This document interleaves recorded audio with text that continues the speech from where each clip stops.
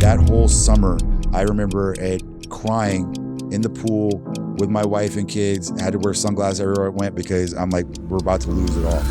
I wasn't thinking about this as a trend. I wasn't thinking about this is going to turn into a franchise. I wasn't even thinking about trying to get rich. I was just like, I need to get the hell out of here and I need to do something that I would buy. People want to do business. People want to transact. There's money everywhere. Absolutely. There's opportunity everywhere, but it also starts with you, right? So you have to be the obvious choice. Most people don't make it that far because they don't have the resiliency to stay on long enough to reap the reward.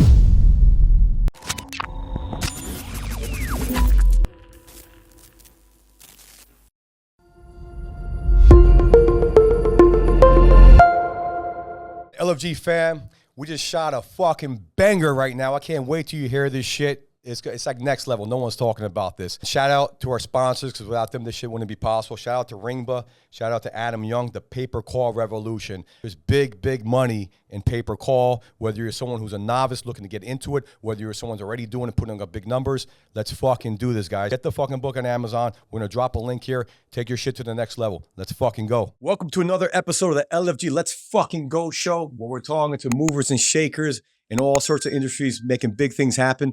Today, I have a guest that I'm really excited to have on board. It's the first time we meet, but one of our friends, Brendan, connected us, and super excited because he's a mover and shaker in the health and wellness, anti-aging space. I'm a big believer in health and wellness. I've been taking care of my health for maybe like 17, 18 years, and I believe health is wealth, right? So the more healthier you are, the more money you can make, the more energy you have. Energy is a currency. So I'm excited to have my man, Carlton Washington. He is the co-founder of Forever Young. They're a leading anti-aging medical spa, and all over America. They're making big things happen. So excited to have you on the show, man. Thank you, bro. Thanks for having me, man. Thanks Appreciate for being here. Yeah. So as I said earlier, I'm very passionate about health and wellness. You know, what got you into this space, man? So yeah, first and foremost, thanks for having me. I do appreciate this. And shout out to Brendan, making the world much smaller with all his connections. I got into this business, I always tell people, out of desperation. I got into this business as someone who was really in a depressed state. And so I always tell a story. I'll try to make it short, but I came back to South Florida after a long, long time of not ever wanting to come back here. I went to high school here. I had moved to Atlanta at the time after school, and I'm working there and I'm comfortable. And my wife comes home one day because she moved to Atlanta. She was, we got married there, and she comes to me one day and she's like, "Hey, I like for you to kind of support my career now and support me. And there's a opening for a job at my company that's really going to be, a big step up for me. Would you support it if I go out for this job?" And I'm like, "Oh man, I gotta be less selfish and selfless." So I'm like, "Look, you supported me, fine, but you got to ask for all these different stipulations." And I gave her a bunch, thinking in the back of my head, they're not going to say yes to this stuff. She comes back home the next week. She's like, "Well, they said yes." Wow. I'm like, "How long do you have?" She's like, 30 days, and I got to go. So 30 days comes around, she's out, my son's out, and I'm there by myself in Atlanta trying to figure out how to get down to South Florida. And so I'm applying for jobs. Mind you, I have a ton of credentials, master's degree, graduate degree. I'm a high performer at all my jobs, and I can't get a job to save my life in South Florida. So I'm getting desperate. And finally, I agree to take a step back in my career, go back into banking and the retail side of the bank, to take a job just to get down with my family. And so I do that thinking that this is going to be okay. And the first day I started the job and I put on that suit, which I hated, it wasn't okay. It wasn't okay at all. And I started showing up every day. And every morning that I'd wake up, I'm sitting on the side of the bed and I look like a depression commercial. I'm in my boxers. I got my head in my hands. I'm about to cry literally every morning because I can't believe this is the situation I'm in at 34 years old. I never saw myself doing this. And my supervisor was just like from hell. And so every day I went in, I was like, "What are you going to do? What are you going to do?" And I told my wife, I was like, "Look, I'm just going to have to go and like rent jet skis on the beach, or there's a place called Mangoes in Miami." Like I was, into fitness at the time. I was like, "I'm going to go dance." They let guys like dance on the bar or whatever. I was like, "I'm just going to go down there. Those guys are making like a G a night or whatever. Wow. I'm just going to go down there." I had no idea they could make that much money doing that there. Oh yeah, they're making money. They're all pooling tips and stuff. And I was like, "I'm just going to go do that. Anything but this." And so along the way, I had a guy that was across the street from me, And he was always coming in and giving me like $500 every week to like buy my staff lunch. And I'm like, why are you doing this? He's like, bro, I'm just making so much money. It's like hand over fist. And so we got to talking. I was like, well, what do you do? He's like, well, I owned a compound pharmacy, but I used to own a testosterone clinic and I sold that to open my compound pharmacy. And I was like, well, interesting. I was like, well, I'm on testosterone and I haven't found a good place here. Maybe I should look into that. He's like, well, if you do that, he's like, you need to make sure that you have at least 50 people out the gate that are going to be able to support you. And I'm like, well, damn.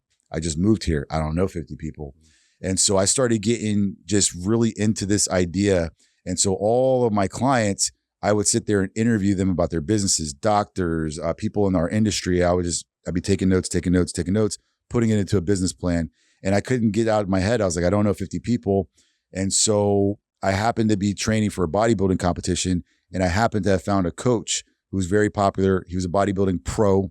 And he was very well connected in the fitness space. So one day I just had enough.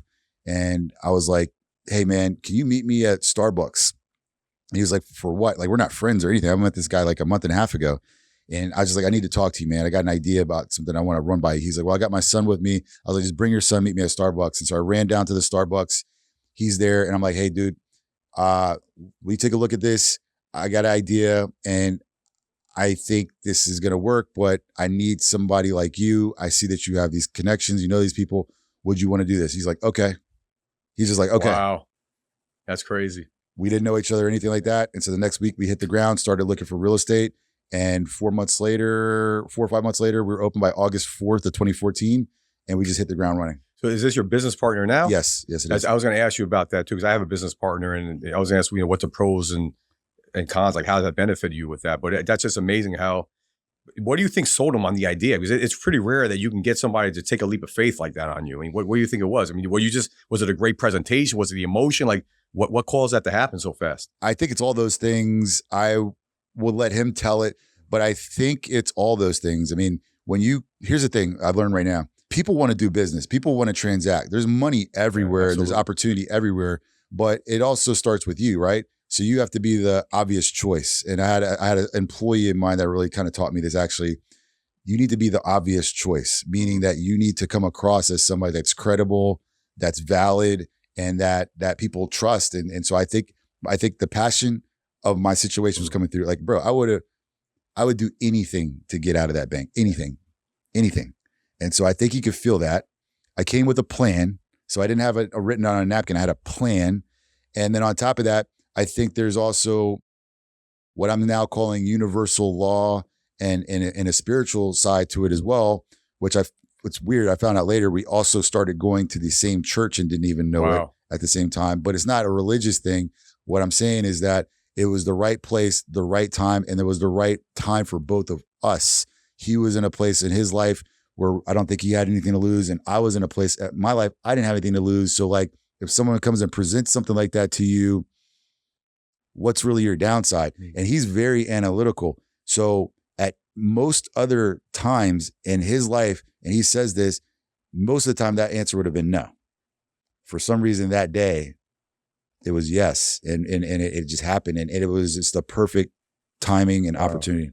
That's super inspiring, man, because what I find amazing is that med spas are really hot right now, right? It feels like, especially here in the Southern Florida area, you see them in New York, anywhere where there's good money and there's a good local economy. People care about their appearance. You look good. People still trust you more, right? People are doing those dental implants right now. That's what's hot. So it seems like that's been going on for a long time. But you got into this space, 2014, right? 2014. So I was going to ask you, I'm in the digital marketing space. We're always looking for what we call verticals. I saw where solar was going in 2015. I started a solar marketing company. Did very well for me. We were one of the top 5 in the country doing that. But so I saw a trend, right? Before it became really, really big and adoptable. So what would you say, how did you realize that this is going to be the future? Or did you know it was going to be the future? Like you must have done some sort of research, right? No, absolutely not. And that's the thing I was telling you before. I've actually learned this myself. I'm obsessed with investing now. I've always kind of been, but I'm obsessed with investing. And over the last 10 years with this business, and I tell franchisees this as well, like you can't necessarily time everything, right? You just have to kind of go and put your all into it. And for me, I wasn't thinking about this as a trend. I wasn't thinking about this is going to turn into a franchise. I wasn't even thinking about trying to get rich. I was just like, I need to get the hell out of here, and I need to do something that I would buy. I'm the patient. Sure, yeah. I need to do something that I believe in. So like when I used to sell cars, I started out selling cars for Nissan. I happened to have driven a Nissan. I would have driven a Nissan at the time, so I could sell Nissans, and I did very well selling Nissans. So. Why? Because when I met with people and I talked to them, I'm buying the car with you. I would buy this car. This is a better car. This is a good deal. And so they believe me. It's the same thing with this. I'm on testosterone. It's changed my life. It's changed my friend's life. I can stand behind this. And so that's what it was. And so I don't think I didn't know anything about a trend. I just knew that what this did for me, if I could tell other people and they could experience it as well, that I think we'd be okay. Yeah, so you're like essentially like a walking billboard, right? I mean, it's working for you. They see the results. You're in good shape, right? We were in the best shape of our lives. My like I said before, my partner was like Mr. USA, wow, like walking around at 5-6% body fat at all times. Right. And then I got on his plan, and I'm walking around at 7-8% body fat everywhere we go. And so he and I are walking into rooms, and he's like, into like designer clothes and stuff like that. So like, I'm like the shorts and flip-flops guy. He's like, hey man, I think you should like, go see my girl over at Nordstrom's, go get some shoes, blah, blah. So me and him were walking in well-dressed, great physiques, and super passionate about what we do. Not to mention we're super hungry because we're not getting paid well. Yep. We're making like $200 a week. Mm-hmm. So like all of that, when you meet somebody like that, you're going to listen to what we have to say. And that caught on quite well. And so, but we weren't acting. We were just being ourselves, and people trusted and believed in that. And I think that's the power of authenticity, right? You're not trying to sell a product you don't believe in. Because I think especially us, we get like a bullshit detector, right? You've been doing business for so long that this guy doesn't believe in what the hell they're pitching. Like, fuck this person. You're not going to fuck with them, right? But if you're using the product and you're a walking billboard, I mean, you're going to attract that. It's going to come to you, right? Absolutely. Yeah. And so there's no timing. And even right now, it's like, you're trying to time investments. You're trying to time businesses. You're trying to time real estate. Very rarely do people like really hit on that. What I'm seeing is like a lot of people like, you throw stuff up against the wall and then something hits. As long as you're participating in the game, you're giving yourself a better chance of something hit. But if you're on the sidelines, absolutely, there's no opportunity there. So some people might call it lucky, but at the same time, I think if we were just selling like elite bottled water out of that office, I think we would have been successful because we would have just pushed it that hard. Yeah, you would have figured it out. Yeah. So I saw something on your website where it said that, I hope I get this right, in the Southern Florida area, there's 7 times more Google searches for anti-aging. Is that the stat, anti-aging or, med spas or whatever? So I would have thought that maybe that was part of you jumping on this trend, but I think that, the harder you work, the luckier you get, right? So you happen to be in a location, probably somewhere in America, like Southern Florida, where people care about the health. They care about how they look, but more so than other parts of the country. So you pretty much created your own luck, man. And look what's happened. We're part of that. We're all part of that. I mean, we cared about how we look. And so we're attracting other people, like-minded people, and we're being loud with it. I mean, you're a marketer. We're loud. You gotta get that attention. Yeah. And you do a great job. I saw your social media. You guys have great, you got good looking staff. I mean, they're obviously, they're using the product as well, and they're able to promote the product. You guys did something that was like, I forgot exactly how it was, but like, we're in the anti-aging space or a med spa. Of course we do this. Of course we're vain. And that shit connects, man, Yeah, so let's talk about how social media helped your business grow and how do you utilize it? So it helped greatly. And I tell people this is like dating us. But so if you think back to 2014, when we first started our business, we started the old school way, knocking on doors. We still knock on doors. We tell our franchisees to knock on doors. So you're knocking what, residential? You're going to B2B? We're going to B2B. So you're going to business. Hey, how you doing? We just wanted to come in here, introduce ourselves, blah, blah, blah. We're getting kicked out of like 30% of them, 40% of them. But then the rest, we're coming in with a gift for people. And so we were just giving people opportunities to try us out, going to Chamber of Commerce meetings, doing that type of stuff, publications. Yeah. And at the time, we're trying to broaden our reach. And so we're doing everything that we can. And then Facebook is out there, and Facebook's like, try an advertising package with us. Nobody's doing it. Nobody's doing it. And so again, part of it was you're taking out the paralysis by analysis. I didn't have time for that. So I'm like, we're going to try everything. So like, let's try these Facebook ads. Let's see what happens. I didn't even know what Instagram was in 2014. My partner was on Instagram. He was like, he had tons of followers. I was like, why would anybody want to look at pictures? Yeah, isn't that crazy? I felt the same way. I was thinking about that yesterday because my wife was looking at all that stuff. I'm like, why are you wasting time on that bullshit? Right? I thought it was stupid. Yeah, I thought it was stupid too. So he was like, you need to get on Instagram. He's like, you don't understand. I was like, all right. So I get on Instagram, and then Facebook's like, why don't you try ads with us? Again, nobody is advertising on Facebook, 2014. So I'm like, screw it. Let's do it. The ads were probably way cheaper back then. Oh, it was insane. And you probably had no competition. And there was none of these like regs and all of these like different loopholes and stuff. Yeah. It was just clean. Pay for ad goes to customer. Yeah. So I'm paying for ads with whatever budget we have. And the customer that I'm paying for, the profile walks in the door. Yeah. And I'm like, oh shit, dude, like, let's get more money and put it in this. Mind you, we're burning through cash. We're running out of money. And so we're like, well, we don't have any more money. What are we going to do? Like, okay, well, we'll take a credit card, go run it through. And then we ran out of money some more. And then we're like, well, we need more money because now we're getting patients in, but we're losing money out the back door because we're having to finance all this stuff. What was it? So what was the cost of acquisition, or just all the equipment, We're doing so much volume, but we weren't 100% priced right. Okay. At the same time. Were you priced too low, you think? We were priced a little low, but little did we know it was all working in our favor. As long as we keep those doors open, we were ramping to a place where we were net positive. And so we took out merchant cash advance debt, 35 to 40% interest with a daily payment. And we were like dumping it all into Facebook ads, man. Wow. So to answer your question, at that time it was revolutionary, and we were disruptors in the space already because we're not doctors, nurses, or anything like that. And so we're coming at the medical business from a business point of view. These doctors are like charging too much, don't think they need to advertise that much, God complex, whatever. And so next thing you know, man, our store is filling up. We got people sitting on the floor, standing in the hallways, and we just kept on pouring in. So we had massive marketing spend, probably like 14, 15% of revenue at the time. And we were just growing like crazy. Well, I think the beauty too is that this is the kind of business where there's a residual, in the sense that if you get I don't know what the percentage of customers that stay on with you for like, months, years, or whatever, but if they come in the doors, they have a good experience, they're gonna be on the protocol, right? They're gonna buy more next month, and then they're gonna refer this person or that person. So you didn't see it right away, but then it was building out like a snowball. So great point. Most people don't figure that out. I wish my franchisees could understand that more. There's a compounding effect that takes place. And so I never really talk about this too much, but there was a third partner. There's a third partner. And this guy I was introduced to by my partner, and because I had a back injury, and he was a chiropractor. And so while I'm sitting there, the guy's like, well, he's like, you're a banker. You got any business ideas, whatever? I'm like, well, there's this one. He's like, well, if you want to do that, I'll give you some money for that. So I was like, okay. So we took his money, and we're thinking he wants to partner with us. But little do we know, this guy's like going through a midlife crisis.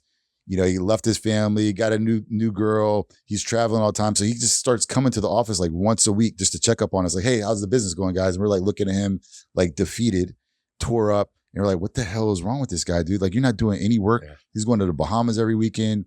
And so, so basically the reason I'm telling this story is because by the time we got to January, we didn't know the seasonal rhythm of the business. And we also weren't expecting the compounding effect because, like you said, everything we do is recurring at about 3, 4, and 6 month intervals. Right.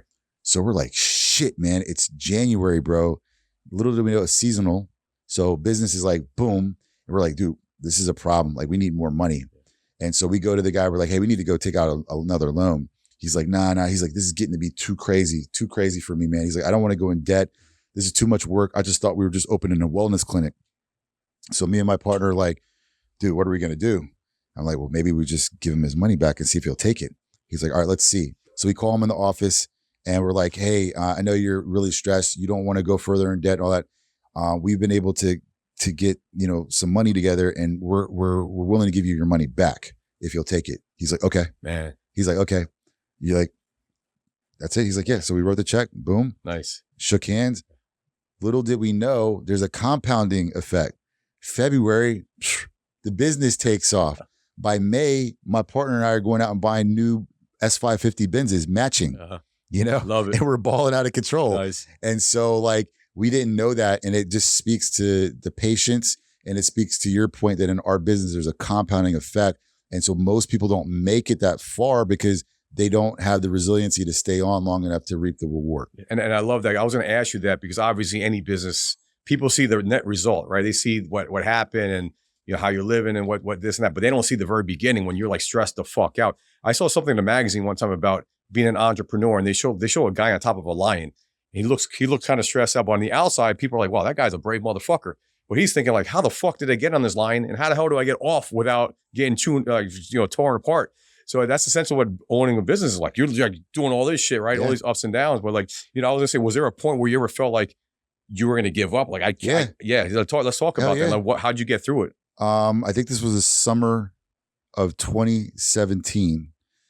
We opened up another location, but everything had gone wrong in the process. So we had we'd opened this location, we overhired, the construction took too long, the construction was too expensive, everything you could think of went wrong at one time. And then on top of that, we had a hurricane that came through and cost us like the last like 50K that we had, wiped out. We had nothing. And so I was really struggling with that, man, because, you know, everything, all of our hard work and everything was about to go down the drain. And so basically we opened this new center, had the biggest grand opening ever, like 400 people there, massive party. We're having to put smiles on our faces. Meanwhile, bro, the account's going to zero. There's a bank next door, a regional bank. We go over to them. We had all this merchant cash advance debt, 35 to 40%. They're like, how the hell did you guys get into this? We're like, look, we're growing. The business is growing. We just need to refi this. Just going down from that to like 8-9% would save the business. You're like, too risky. We're like, we're connected to your building. We're right here. They're like, too risky. They're like, if you guys make it to next spring, we will refinance you out of this if you make it and follow all these stipulations. So we had to go in, get micro in the business, and we're working essentially for hardly anything at all and just trying to survive. And that whole summer, I remember crying in the pool with my wife and kids. I had to wear sunglasses everywhere I went because I'm like, we're about to lose it all. We were really going to lose it all. And so every day, you know, my partner and I and our operations manager would sit down and go through every expense to the penny and figure out how we were going to make it to the next day. So like to the T. And so we cut everything, cut all of our overhead, and every day to the T, penny by penny, made it to the next day, made it to the next day. We were fighting to stay open one more day. And we did that all the way until the end of the year and made all of the stipulations that the bank gave us and refinanced that debt. And that's when the business took off. We had 2 locations then, stabilized us, got us into good banking situation. And that was probably one of the hardest times, if not the hardest time I've had. I didn't see how that was necessarily going to work out. Yeah, that's crazy. I mean, when you think about it, and when it's where focus goes, energy flows, right? So you focus on the bottom line. And I think every business, I've done that too with my business. You start making money, then you start spending money on dumb shit. You hire someone for a position that didn't need to have a position. Someone else could have done that maybe for an hour a day or a fractional person, right? So you got to look at the numbers at the end of the day, right? The sales might be coming in, but you might not see the revenue till later. So I mean, hats off to you, because a lot of people wouldn't have made it that far. And at the end of the day, if you're a business owner, you got to look at the damn numbers. You got to look at those numbers because every freaking single cost, man, it's crazy. Yeah, it was really, we were looking at the numbers, but we were getting tore up. We discounted the damage that type of debt can do to a business. It's brutal, and it's a slowly eating away at you. Yeah. And so we learned a lot. And again, not to push anything religious or anything, but the only thing we knew what to do was to make it through the week, go bury ourselves in whatever we're doing. And then we were meeting up at church on Sundays. And every week the minister just seemed to be right on time, talking about exactly what was going on, and it helped us get through another week, one more week. And so, it builds grit and it builds resilience, and it's something I'm really proud of now. I always tell people, I don't think a lot of people have made it through, because, you know, that's when the blaming starts. That's when the fighting starts. That's when all of that stuff usually starts to happen. And we made it through that without doing that.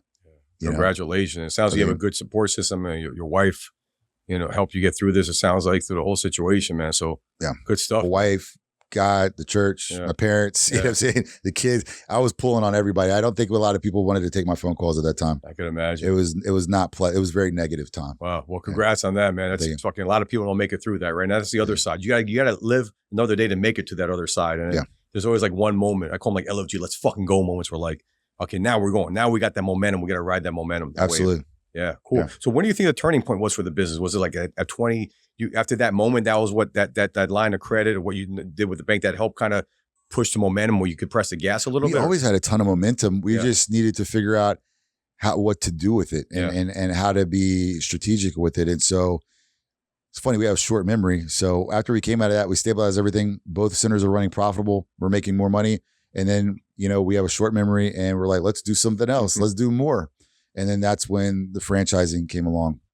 Got it. And let's talk about that too, because that's obviously, there's a lot of franchisees out there and, there's success stories, there's failure stories. So let's talk more about what you guys are doing. Because I find it amazing. You started with that one location, then you got a second location. When did you get the idea to start franchising? 2018. Okay. 2018. I just talked about this the other day. I always ignored anything in my email that didn't have anything to do with the moment. And so there was a guy in my email who was sending these emails like, hey, I think we need to talk. Your business looks like it'll be a great franchise. I'm like, whatever, spam. Hey, we need to talk. Spam, need to talk. Spam.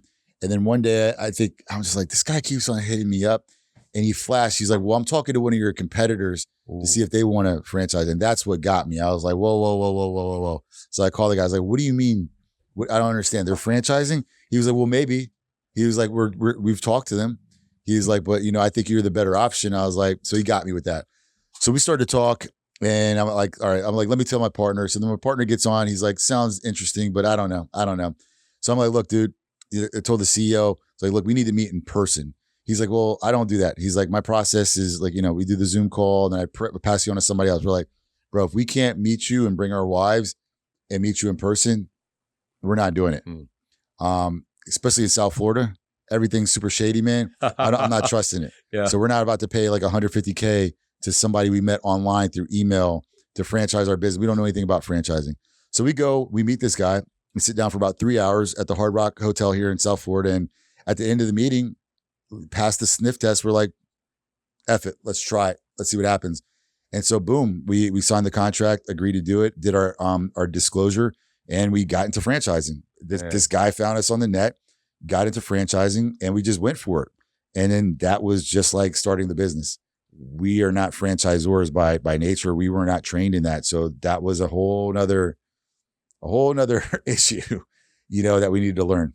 I can imagine. So how many franchisees do you have right now under your umbrella? Right now we have 43 stores open as of today, 3 corporate stores. We open 2 stores every single month nationwide right now. And I think we're like at 140, almost 150 sold. And then we're doing sales once a month. So every month we bring in new candidates and then every month we crank out new open stores. Congratulations on that. That's incredible to go from barely making it, think you're not going to be able to survive, to have dozens of locations. And I'm sure you're going to continue to grow, right? You're not looking to hopefully. Yeah, got it. Yeah, well, that's cool. But again, congrats on that. So what's like the best success story as a franchisee? Like what have you seen in terms of growth, revenue numbers, or anything of that nature? Yeah. So franchising is an interesting business, just like anything else. I just got off the phone with the guy just now, and it was funny because he's been in franchising for a while, so he hit on the head. He knew the point in which we were going to start making money. That's the thing in franchise, you don't make money out the gate typically, unless you're either doing something wrong or unless you're taking the fees and actually pocketing it. You're basically looking for shared success with your franchisees if you're doing it right. So we get paid a royalty off of these stores. So we're not getting paid unless the franchisee is successful. And so it took 2 years to really get that rhythm and flow. I'd say about 2.5 years of where we're making money from the franchise side. We're actually supporting the franchise side with the corporate store side. And so again, just like anything, it's not overnight. It took a while, and it took a while to build systems and support for these franchisees before we could actually start taking money. So money's coming in, but all that money is going back into the system. And then when it finally hit in about 2.5 to 3 years, we're like, okay, this was a good idea. Nice. This is a great idea. But as far as success stories, I mean, our franchisees that follow the process are successful. And I'm very proud of that because in our business, we don't consider ourselves a med spa. We consider ourselves a vitality center, but we have a med spa component and we are in that industry. And so, $1.25 million to 1.5 is like an average performance for a center. And I would say, our franchisees are actually able to get to success in our industry much quicker because they have support, they have, strategies, they have systems in place to do so. So any business person typically knows the statistics out there on a business being successful in the first, it takes 2 to 3 years typically. Most people don't make it that long. Our franchisees are making it and they're growing and they're seeing success. And the ones that are following the process are seeing great success in our space. And so we haven't closed any stores to date. Wow. And the franchisees that are following the model are having great success and moving on to second locations and doing things of that nature. So. Yeah, that's an amazing stat that you haven't closed any stores. I would if you had asked me how many, I figure, there's a certain percentage. I don't know, 5-20%, but as of March 3/8/24, we have 0 stores closed. Oh, congrats, man. Hats off to you. Thank you. Yeah. So let's talk about, so I'm in digital marketing. I go to a lot of these masterminds and I've been to a couple where you've made money as a business owner, right? And you're looking like, where am I going to put my money, right? And like a lot of times everyone looks into real estate, multifamilies, things of that nature. But I don't think anyone has ever in these masterminds talked about franchising. So what's the typical, like, let's say I wanted to franchise you, like, what's the typical startup cost? And let's talk a little bit about the economics of that too. Great. So franchising is an interesting industry. It's a tight-knit industry. There's a lot of franchises out there, but the people behind the scenes are few, in my opinion, because, and I'm saying this because I go to conventions, I go to conferences, I'm seeing the same people over and over and over again. And so it's a great space. And I think it's also the best kept secret a lot of the time because a lot of guys who are having successful exits of other businesses, whether it's corporate, retirement, whatever, the ones that have found franchising and that understand how to follow a process, they're buying into investments that are yielding them more than your average real estate return, more than your average S&P return.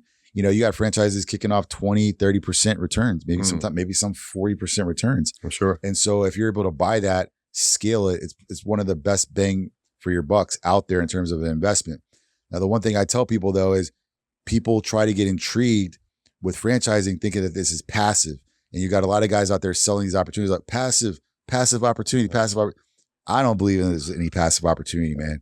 So, if you want to get into franchising and you don't mind rolling up your sleeves and doing some work, at least, and what I tell our franchisees, for at least 18 months, once you hit your stride, the scaling opportunities in franchising are great because you can build one solid team and then open up multiple locations or have multiple licenses, multiple territories. And when you're doing that, it's a beautiful thing. And so I've met some people who are doing things that are really impressive to me that at first were extremely intimidating. Like there's a woman that I know that's on our board. She owns like 51 Planet Fitnesses. And when I met her, I'm like, how the hell do you manage that? But then I know a guy who's like 16 cycle bars or people that own 6 Orange Theories. And all of them tell me the same thing. They invest in a team and they invest in the scaling process. And the lifestyles these people are living are really nice, Yeah. I could imagine. And when everyone, typical person thinks of franchising, they think of maybe like a Subway or some like a restaurant or something along that lines, And I, for one, didn't think that you could even franchise something like this. I had no clue, but it's amazing that that there's opportunities like that. Franchise anything. There's a podcast franchise. Really? I had no clue about that. Yeah. Podcast franchise.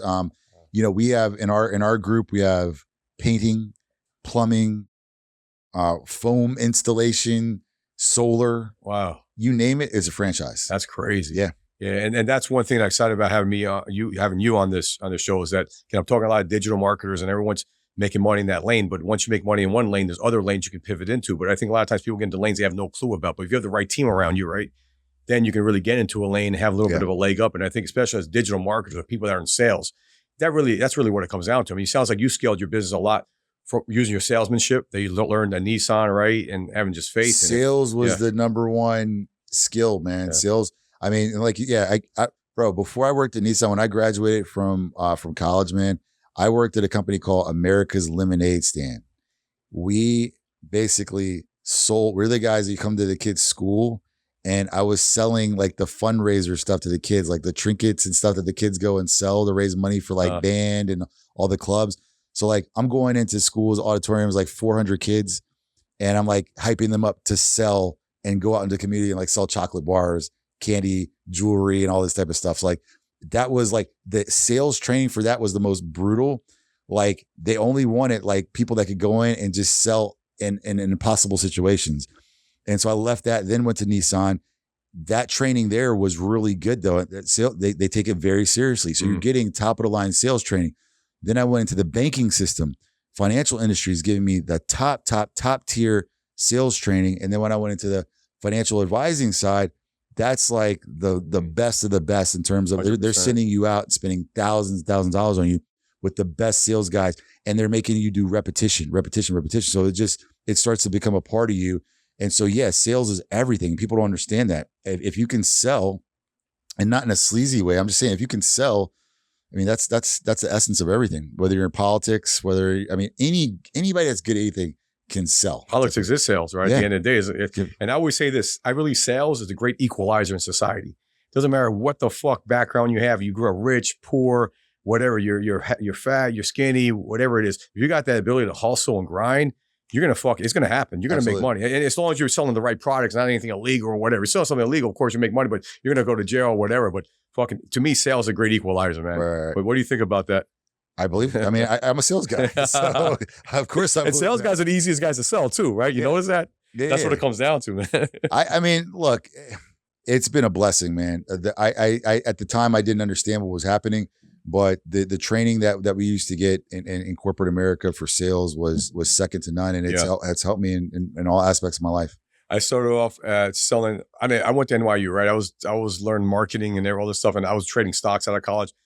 I needed to work, man. I needed to make money. I was making nothing. I answered an ad as a bond broker. I had to make 300 phone calls a day, talk to 50 to 60 people, right? 3 to 5 return the leads. You pitch 10 the next week, 1 will buy. I love those KPIs, man. I still live by that. I train my team with these fucking KPIs, right?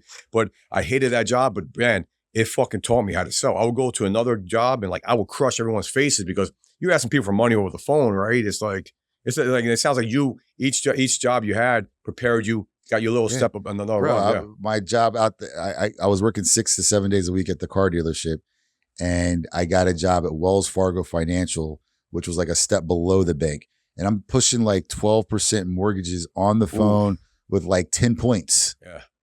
10 points. Yeah. All day. $100 a day, $100, 100, boom, boom. I got one, and you're selling in a pin, So like your buddies behind you are judging you, the guy next to you judging you, like everybody's on display. And so like, it was that kind of environment, and everybody's talking shit. Your boss is like, you freaking loser, you pussy, you can't make any silly, Like that's how that was. Listen, I love hearing this shit, man, because that's the world I grew up in. Yeah. It makes me feel like I'm 20 years younger. There was no HR. Yeah. There was a whole bunch of 20-year-olds in the office. You're like, you're a pussy. Look at all these calls I made. You suck. You suck. You suck. You're a bitch. It's like that's how we were growing up. Old school shit. Yeah. Yeah. And so now you take that skill and you go into to someone who hasn't had that kind of training, and you just eat them alive. Oh yeah. They can't compete. That's exactly what it is. Yeah, I love it, man. I always say sales is the foundation of any freaking business.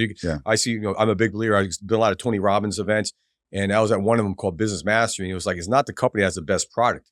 You could have a mediocre product. It's a company that has the best sales and marketing at the end of the day. Yeah. But I think you combine it with a really good product, and it sounds like what you have. And I see one thing when I research you and the company, you guys have phenomenal reviews online. I think you have like 1,500 reviews, 4.9. We're the highest reviewed in the industry. Yeah, that's a testament, man, because everyone goes online, right? They look at Google and they see what's going on. So I would expect with 1,500, 2,000 reviews, whatever it is, maybe you have like 4.2, 4.3, which is still good. But 4.9, like how do you do that, man? How are you able to sustain every single patient back?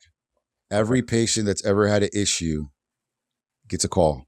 When you say issue, mean like they had a complaint? So if someone complains, yeah, they're getting a call. Like it's not like your standard business now, or for the last 8 years, nobody calls you back, or you don't have a voice.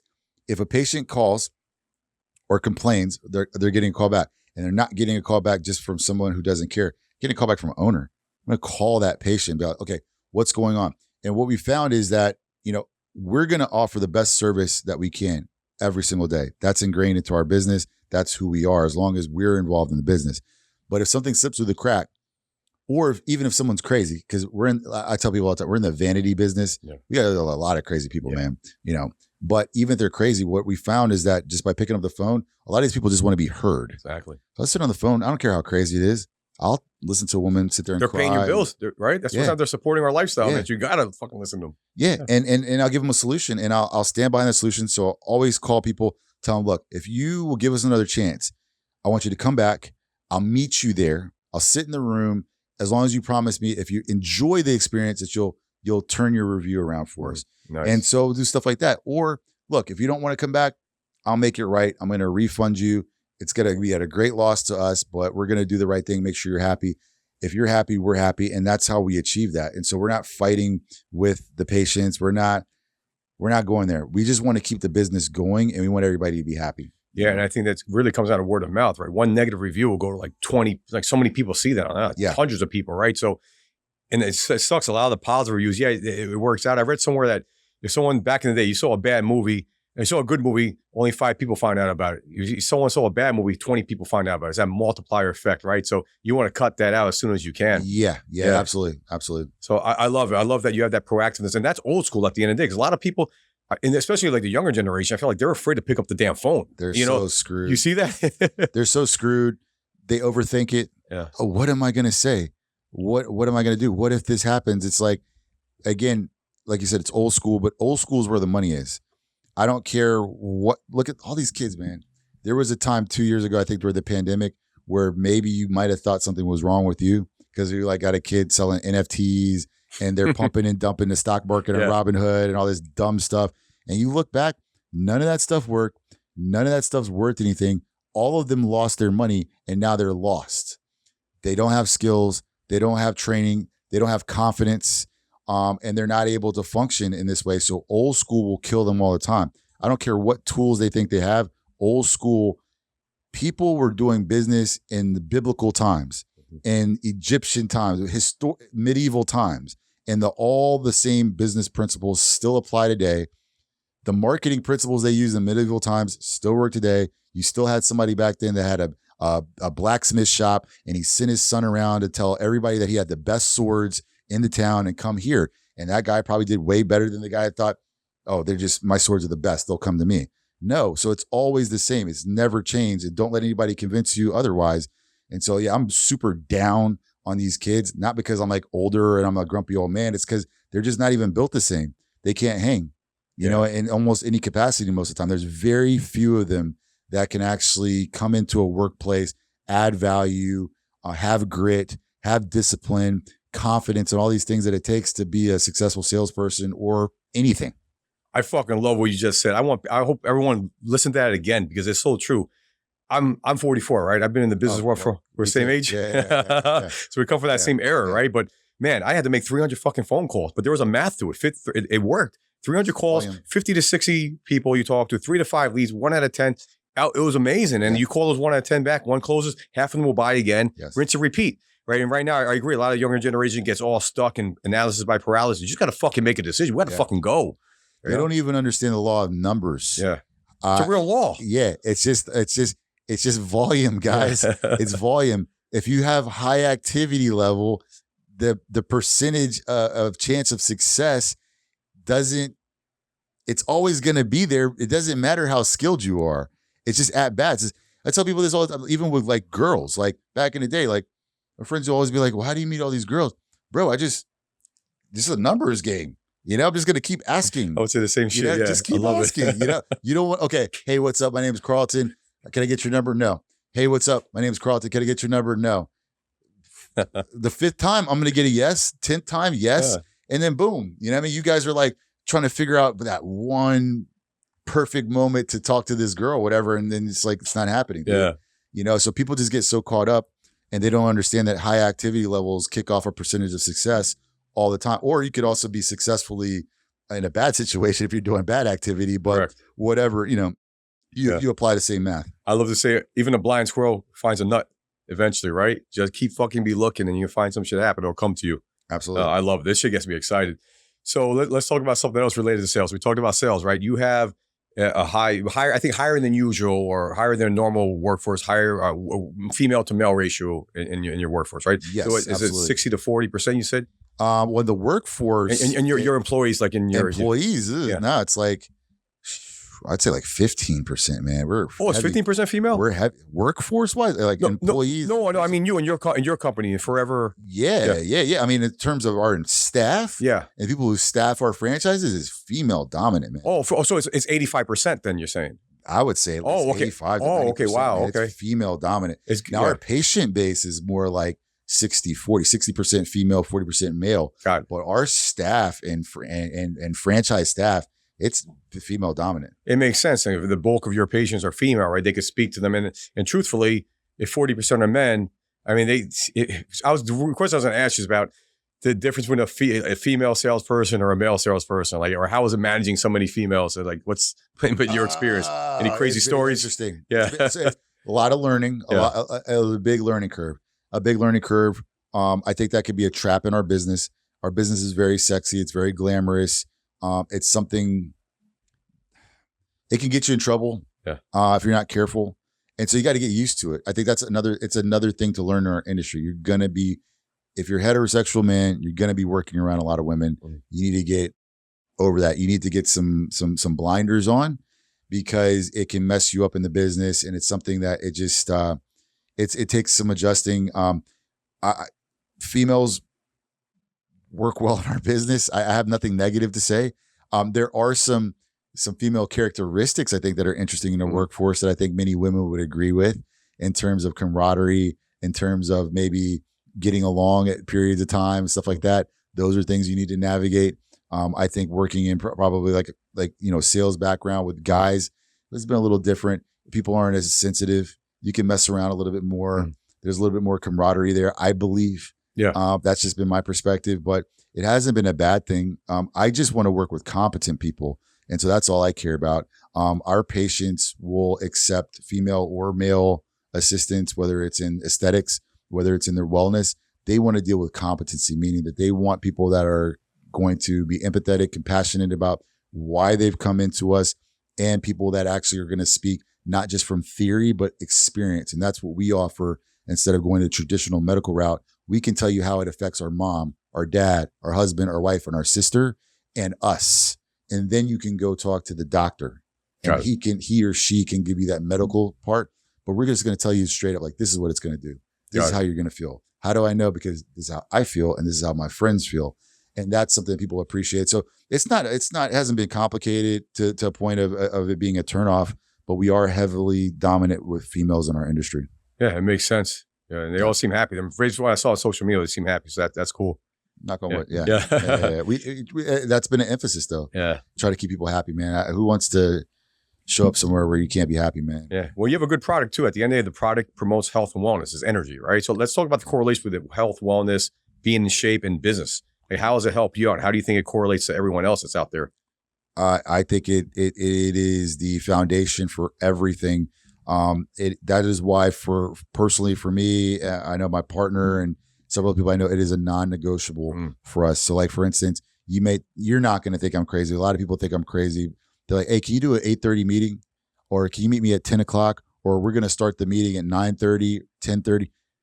I'm not meeting anybody or anything at those times. Why? Because I'm in the gym. I'm not breaking it for anybody. I don't care. Discipline. I don't care what's going on. I don't care how important the person is. No, that meeting needs to start at 10:30. And it's because of what you're asking. It is so important. I know that if I can keep focused on this, that I can be my optimal self, whether it's sales, whether it is in servicing, our patients, whether it's in being a good listener or coach or employer, husband, father, everything. If you can't control that, and if you don't have a baseline for that, you can't be the best at any of those things. And I need to be the best at all those things. I owe people my time. I owe my family my time. I owe myself my time. And I don't want to make things harder for myself. So people are going to treat you a lot of time how you treat yourself. And so, and also even in my industry, it's very important because I'm speaking to these things. So If I come up to you with a head full of wrinkles, why would you buy Botox for me? Makes no sense. Exactly. If my skin is breaking out, why would you buy skincare for me? Yeah. You know, if I'm telling you how to put on muscle and I don't have any muscles, why would you listen to me? It doesn't make any sense. So we're simply just doing what makes sense. And we're giving people, look, well, I've been on a whirlwind for 10 years. I'll do 5 of these type of situations a day, go to work, go to a meeting, go to a event afterwards, do it all over again, 13 days straight, man. That's a testament to the products and services that we offer, mixed with an attention to nutrition and well-being. Yeah. And I'm not even the best at that. My partner is like way more disciplined than me. He doesn't like drink or anything. I'll have a drink. I'll have a drink. I'll have some fun, do stuff like that. My diet's probably like a 70-30. So, I mean, I'll eat like this much pancakes on Saturday morning, eat a pizza on Sunday. Like I'll do those things, but most of the time it's dialed in. And it's a superpower because it allows you to outwork and beat everybody. And that's what we're here to do. I want to beat everybody. Absolutely. That's in my radius. If you're in my arena, I have to be competitive with you. Yeah. I read somewhere that 90% of success is just showing up. So if you could show up and be at the place that your competition's not at, right? They're sleeping, you're there. You're going to get that deal, or people will remember you. You're going to make that connection that they're going to be missing, right? And I think that comes down to having optimal health. And what you said about optimal health, you want to optimize yourself. You're going to be working out. It gives you that edge. In business, we all want an edge. In life, you want an edge. The edge is the fucking health. Yes. It doesn't matter how much the edge, that health, that edge you get from health will give you more money. It'll help you make more, have a better relationship, attract a better partner, right? So, because you got to think, and I tell this to people all the time, you got to think, if you're your best you, but the guy at the street has to take a nap at 12 o'clock, you know what I'm saying? Because, he's passed out after lunch or whatever, you know what I'm saying? Or if he's breathing heavy, whatever, bro, it's the advantage. They just literally can't compete at the same level. And you start taking inches and inches and inches away, you're taking market share, and that's how you win. And so you need every advantage out here in today, especially if you're not, like multi-millionaire, billionaire, your greatest asset is the elbow grease and the energy you're able to produce for as long as possible behind whatever your idea or whatever your business is to win and be successful. So I love that. All great words. So another thing here, this is very important. I think a lot of businesses, they start a business and they never think about exiting their businesses or taking chips off the table, right? So you actually exited or taking some chips off the table, right? Yeah, so absolutely. Were you on Shark Tank or something with Kevin O'Leary? Was that part of all this? Kevin O'Leary, yeah. Was that part of the whole sequence and all that? Or It was part of the strategy. Okay. Part of the strategy. We did 2 different seasons with him, but again, I'm a marketer, salesperson, marketer, and so when that opportunity came, at first my partner was like, because they wanted us. They were like, "Do you guys have a problem?" They're like, "What do you mean?" We were like, "Do you guys like fight about anything?" And one of the reasons we've had some success, we don't fight a lot about anything. And if we have a disagreement, we try to be amicable about it. So they were like, "No, we need a dispute."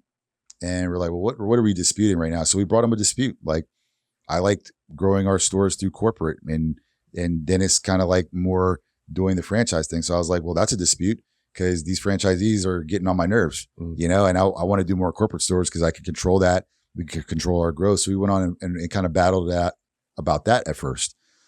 Then Mr. Wonderful, as soon as that aired, was like calling us, and we're meeting with him because he wanted to do an acquisition of the company.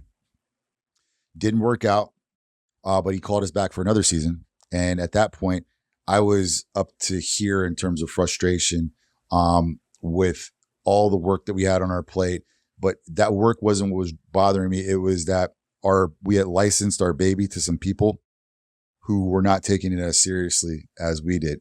And it was starting to really wear on me. And I was starting to be kind of like not a nice person. I talked to franchisees.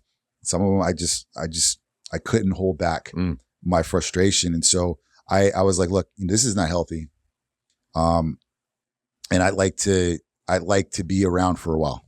I got kids. It was affecting my health. And so the next time we went on there, our argument was, should we sell or should we stick it out? And my partner was like, stick it out. And I was like, let's sell a portion because I want to monetize my time. And so I wanted to de-risk a little bit as well. And so that was the catalyst for us putting ourselves on the market and running a process. And so we did exit majority, but we're still both involved with the business, and we're both still owners of the business, but at a smaller degree. And hoping that by bringing on CEOs and by bringing on more capital, we'll be able to expand our smaller percentage much greater and much quicker than we would by doing it the hard way. Oh, I love that. I don't know what percentage of companies actually sell. I was part of that process about a little bit over a year ago, signed some LOIs. We thought we were going to exit. Earnings went the other way. Our valuation went down like 50%. So we decided not to do it. But I remember getting close. I'm like, shit, this might really happen. Like, did you ever think you would sell the company? When you started, did that ever cross your mind? I'm going to exit. Because I don't think it didn't cross my mind. I'd even be near that shit. I just wanted to pay my mortgage. I literally just wanted to pay my mortgage. That was it. Yeah. I was so happy. I was like, oh my God, like I was like the first time I like really bought like a new car, and I started being able to pay my bills. And then I was able to like upgrade my hotel stays, and like I was like, okay, like this is good. Like that was great. I couldn't see that far. And then we opened a second location. I was like, oh my God, like I couldn't see any further than that for a while. But then when we got into the franchising, after about a year, and really getting into the industry and understanding it, yes, then we're building for some sort of exit. That's the purpose at that time. And so yes, after probably year 6 or 7, 100% a sell was on my mind 24/7. That's awesome. I love the whole story, from where you started to where you exited literally. So let's talk about after you exit. Now, what goes on? I mean, it sounds like you're working, you're doing stuff. That must be interesting. Like after you sign the paperwork and everything inked, you got your portion. Like, what was like the next day like, and what's your life like now? Because obviously it changes, right?